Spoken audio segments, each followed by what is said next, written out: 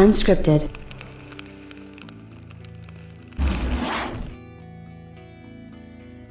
I found out lately that, I have to remind people that message me, like on PSN and specifically, they're like, well, should I get a PlayStation 5 if I can, or should I wait till they fix all the problems? Let me be the first to kind of reiterate that a lot of the problems are really drawn to the forefront of these, the social media and things like that, because the negative stuff is what people are going to talk about the most. They're going to talk about the, 100 people that had a problem, not the millions of people that have had no problems. So from my personal standpoint, anytime you're an early adopter of getting any kind of piece of hardware or gaming thing or whatever, you're going to run the risk of having something go wrong, and that's just what happens sometimes. Does that mean that something will go wrong? Probably not. You're probably less likely to have a problem regardless, but at least you're going to have stuff that's under warranty and stuff like that. But obviously the problems are going to be what people talk most about, just because that's the way social media and the world works, to be quite frank.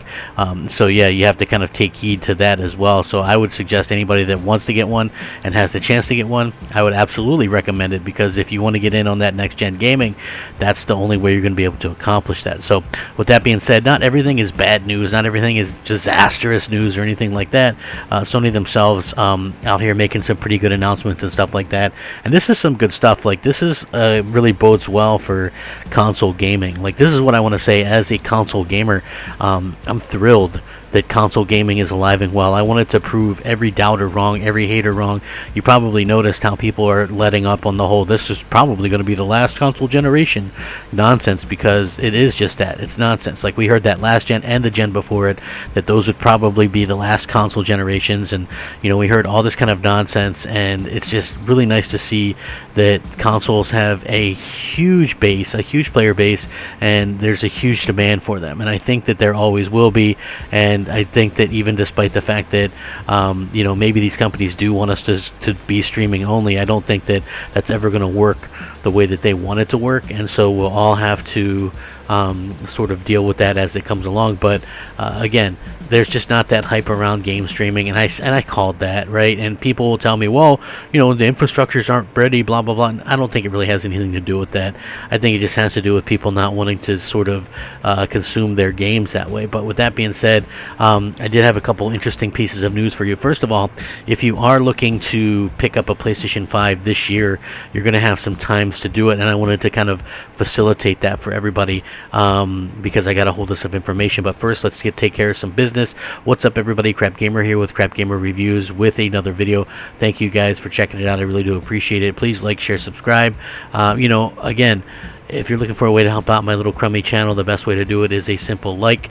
It definitely does mean a lot to me, and it's free for you guys to do that, so keep that in mind. It doesn't really cost you anything, and it does mean a lot to me and helps out the channel. So with that being said, shout out to all the old subscribers, new subscribers, and everybody in between. You guys are amazing, and I really do appreciate all the support and love and stuff like that. Thank you guys so much for always rocking out with me. So if you are looking to pick up a PS5, you can check out some listings, and I will actually link this so you guys can check it out. So it does look like Amazon, Best Buy, Newegg, GameStop, Walmart, Target, PlayStation Direct, and StockX is going to be having the PlayStation 5 as well. The PS5 is out now, obviously, and it's the new generation, so everybody wants to get in on it as soon as possible. The PlayStation 5 and digital PlayStation 5 retail for $500 and $400 respectively, but have been near impossible to find in stock since they first went up for pre-order in September, which is obviously going to happen. Now, the PS5 has come in stock briefly, but it really quickly sells out right again. So November 12th, the actual launch day here in North America, it did go back on sale, but then sold out just as quickly. So you have to kind of keep that in mind as well. Obviously, launch day is behind us, and so people are still looking to get hands on this. So the PlayStation Direct PS5 queue, PlayStation Direct once again has a queue going on its site, which with an estimated wait time of over an hour. Holy crap. So it's unclear if PS5 consoles are in stock, but PlayStation Direct seems to have been releasing a new batch of PS5 units every day since launch. Black Friday 2020 PS5 restock. So if you're looking to pick something up at Black Friday, GameStop is one of the stores and one of the few retailers that will have in-store only PS5 stock. All stores will have a minimum of 2 PS5 units available when they open at 7, but don't expect them to have much more than that, though. Suggest calling them ahead and make sure that you check out the availability and stuff like that. They're also going to have Walmart's going to have the PlayStation 5 in stock online only on Black Friday, according to its final Black Friday ad that just released. The PS5 and Xbox Series X will go up for purchase online only on Wednesday, November 25th. Best Buy has confirmed that it will not have any PS5 units in stores throughout the entire holiday season, so you won't see the PS5 in any Best Buy brick and mortar stores until 2021.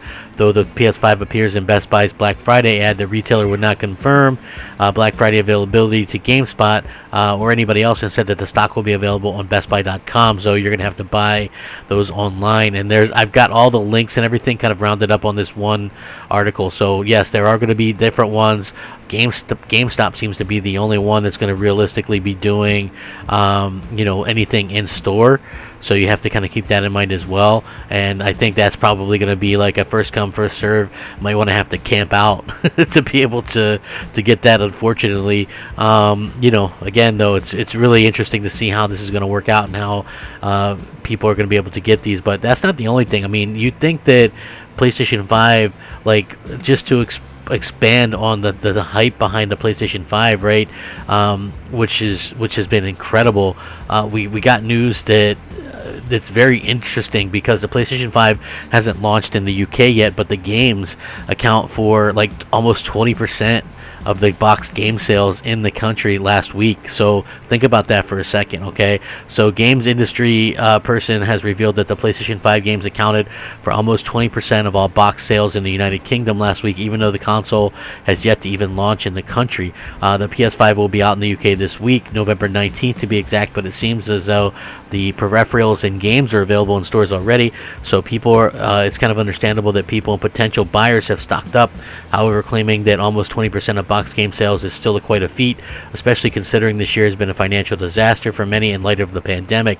One thing's for sure, it doesn't look like the events of 2020 had much of a negative impact on the video game industry. Another surprising development in the UK retail charts was Assassin's Creed Valhalla beating Call of Duty Black Ops Cold War to claim the #1 spot. However, Activision just reported the highest launch day digital sales in the series, suggesting that this development is probably down to consumers switching to digital downloads. So again, it's very interesting, and there's even more information on this. Basically, what happened was the PlayStation 5 version of these games really kind of outsold in addition to the Xbox games, right? So basically what that means is that more people were buying these games on PlayStation 5 that's not even out yet than on Xbox. So I mean, you can kind of take that for what it's worth, but here's the game sales by platform in the UK last week. Assassin's Creed Valhalla was 60% PlayStation, 40% Xbox. Call of Duty was 56% PlayStation, 43% Xbox. Miles Morales was 71% PS5, 29% PS4. Sackboy was 89% PS5, 11% PS4. Yakuza was 65% PlayStation, 35% Xbox, which is interesting, all right? Because this new Yakuza, right, Like a Dragon, it's a next gen timed exclusive for Xbox, meaning Xbox Series X version gets they're the only ones to get the next gen version. People that bought it on PlayStation, the 65%, bought it on PS4 because it doesn't come out on PS5, I think, till March or something like that. NBA 2K21 was 63% PlayStation 5, only 14% Xbox. So think about that for a second. I mean, this could be for numerous reasons. It could also be due to the fact that, there's Game Pass, right? So you might think, well, Game Pass is great, but is Game Pass causing people to, wait for games to come to Game Pass? Is it really causing people to, is it causing people to actually, sit there and wait and not buy stuff? Is it setting up people to sort of fail? A lot of these games and things like that, is it really setting people up for failure, perhaps? I think that's something that, as gamers, we have to sort of look into and sort of say, hey, well, is this really like a problem? Is this going to be something that happens, into next generation? Like, that could be a definite problem for Xbox going forward. So this could really lead to people and developers maybe ditching the Xbox platform and possibly going with PlayStation only. I mean, we'll have to see how it works out, but at the end of the day, it doesn't sound like it's a great thing for for Xbox, to be quite frank. And again, these developers, I mean, if you're putting 2K21 out and you're only getting 14% of people buying your game on Xbox because maybe they're quote unquote waiting for it to come to Game Pass, you're not going to be happy about that. So I think that the demand for PlayStation is incredible. I think that obviously people want to. Sony and these third-party companies want people to buy the platform, and I think that that's really something that you can't really take for granted. I mean, that's fantastic. Those are huge numbers, and I think we'll continue to see those numbers grow and stuff like that. And it sounds like Sony's onto something with what they're doing, and I'm not sure exactly what Microsoft has up their sleeves, but hopefully they can get to it fast. But I will link all of this stuff in the description below. Good luck to anyone out there trying to get a PlayStation 5 this year. I hope you indeed do get it. Thank you so much for taking time out to watch one of my videos. Maybe take a minute to consider subscribing, hit the bell, all that kind of great stuff. Have a fantastic day. Stay safe, happy, and healthy. Rack 'em up. Game on, my friends. Crapgamer out. Unscripted.